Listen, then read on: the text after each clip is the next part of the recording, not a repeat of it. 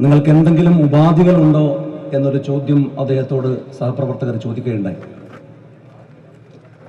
നമ്മുടെ നേതാക്കന്മാരോട് അദ്ദേഹം പറഞ്ഞൊരു മറുപടി, എനിക്കൊറ്റ ഉപാധിയുണ്ട്, ഞാൻ മരണപ്പെട്ട് കഴിഞ്ഞാൽ എന്നെ പച്ച പതാക പുതപ്പിക്കണം എന്നുള്ളതാണ് എൻ്റെ ആഗ്രഹം, എൻ്റെ ഉപാധി എന്നുള്ളതാണ്. അപ്പോഴും അദ്ദേഹത്തോട് ചോദിച്ചു, അത് ശരിയാണ്, നിങ്ങളുടെ ആഗ്രഹമാണ്, എങ്കിലും എന്തെങ്കിലും പദവിയെ സംബന്ധിച്ച് എന്തെങ്കിലും ഒരു താല്പര്യം നിങ്ങളുടെ മനസ്സിലുണ്ടോ? അദ്ദേഹം പറഞ്ഞത്, ഞാൻ ഇപ്പോൾ ഇരിക്കുന്ന ഒരു കസേരയാണ്, അതൊരു സ്റ്റാറ്റ്യൂട്ടറി ബോർഡാണ്, ഇനി 3 കൊല്ലം ആ പദവിയിലിരിക്കാൻ എനിക്ക് സാധിക്കും, ഒരാൾക്കും എന്നെ പുറത്താക്കാൻ കഴിയില്ല. ഒരു പിച്ചളപ്പിന്ന് പോലെ അത് വലിച്ചെറിയാൻ തീരുമാനിച്ചുകൊണ്ടാണ് ഇന്ത്യൻ മുസ്ലിം ലീഗിലേക്ക് ചേരാൻ ഞാൻ തീരുമാനമെടുത്തത് എന്നാണ് അദ്ദേഹം പറഞ്ഞത്.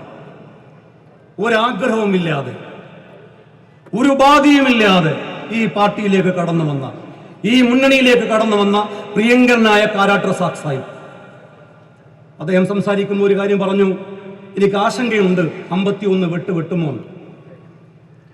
പ്രിയപ്പെട്ട കാരാട്ട് റസാഖ് സാഹിബിനോട് ഈ 100 കണക്കിന് പ്രവർത്തകരെ സാക്ഷി നിർത്തി ഞങ്ങൾക്ക് പറയാനുള്ളത്, കണ്ണിലെ കൃഷ്ണമണി പോലെ നിങ്ങളെ കാത്തു സൂക്ഷിക്കാൻ ഐക്യജനാധിപത്യ മുന്നണി നിങ്ങളോടൊപ്പം ഉണ്ടാകും എന്ന ഉറപ്പ് മാത്രമാണ് ഈ അവസരത്തിൽ നൽകാനുള്ളത്.